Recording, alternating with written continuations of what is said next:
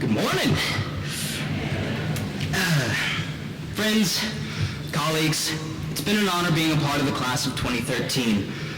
I first met many of you over a decade ago in first grade, a time where William Watkins was still under 6 feet tall. In lower school, we stumbled together from classroom to playground, skinning our knees and sometimes our whole faces off, rushing to live life at its fullest, living our imaginations as kings and queens and Jedi of the playground. In middle school, we buttoned up our uniforms and tightened down our braces. We were ready for the real world now. It was time to grow out of such unrealistic fantasies as Jedi, so instead, we spent recess training for the NFL, impersonating cats and dogs, and predicting who in our class was going to marry who. By freshman year, we realized that we were all sort of siblings and that dating, let alone marrying one another, wouldn't really work out.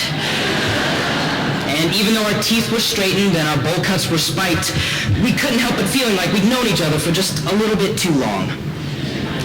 And a few years later, we've since added many new faces. However, in a class of 43 students, we've quickly learned everyone's talents, aspirations, free period hangout spots, whether they prefer Duke or Carolina, caviar or codfish, and their favorite source of fast food, fried chicken.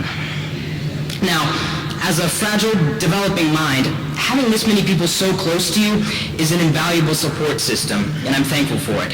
We've seen each other fall, and we've helped each other back up. And sometimes we're the ones pushing each other over, but eventually we learn to live with one another. However, what is interesting is that we're about to let all of this go. Right now, after 14 years together for some of us, we have a concrete vision of one another.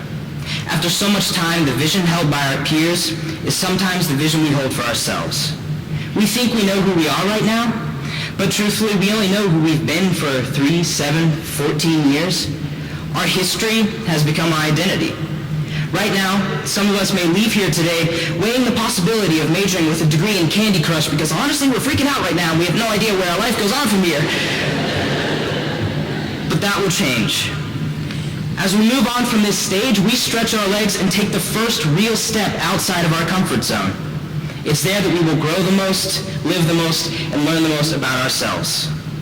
Oh yes, we will change. Trevor could suddenly abandon running and take up competitive eating. Ellie could become a professional chauffeur. Molly could end up with a spotless attendance record. And Ross could actually write his speeches beforehand. My point is, no matter what reputation we've earned or developed in our lives here, we are about to be granted the freedom to really develop as human beings. With our education from CDS, we have been given the tools to not only survive, but to excel as leaders and citizens. Ms. Barch has cultivated our curiosity. Mr. Hertzinger has both entertained and shocked us with our own history, and Mr. Mycroft has challenged our comprehension of dry British humor. It won't be long now until our identity and sense of place here will just be another moment with a beginning and an end. Soon as we explore our own paths in college, we will become very different people, even though half of us are going to Chapel Hill next year. But we will never leave behind the mentoring and acceptance and tough love our teachers have given us. I believe that our education here at Carolina Day has reached a deeper core in us, a part not subject to the more ephemeral aspects of identity that always come and go.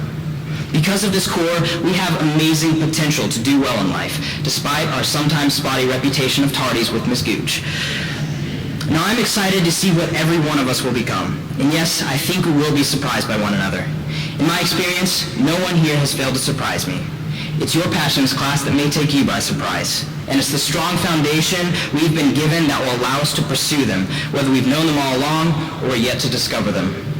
So seniors, today, this is our swan song as the people we've been and the starting gun for the people we will be.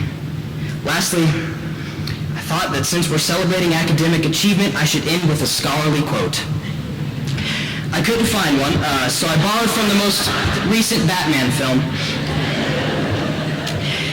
In The Dark Knight Rises, Alfred says to Bruce Wayne, "Every year when you were gone, I took a holiday. I went to Florence. There's this cafe on the banks of the Arno. Every fine evening, I'd sit there and order a Fernet Branca. I had this fantasy that I would look across the tables and I'd see you there with a wife and maybe a couple of kids. You wouldn't say anything to me, nor me to you, but we both know that you'd made it and you were happy." So maybe that's where we'll find each other. Maybe one holiday break I'll find myself at the Starbucks on the banks of Hendersonville Road. One day I'll sit there and order a vanilla non-fat latte. I'll look across the tables and I'll see you there with a new boyfriend and maybe a couple of tattoos. You wouldn't say anything to me, nor me to you, maybe because we talked on Facebook earlier that day, but we both know that you'd made it and that you were happy. So, class of 2013, I hope to see you there. And looking at you now, I can tell we've made it so far and we have even more ahead of us. And I'm willing to bet we're pretty happy right now, too. Congratulations, everybody. Thank you.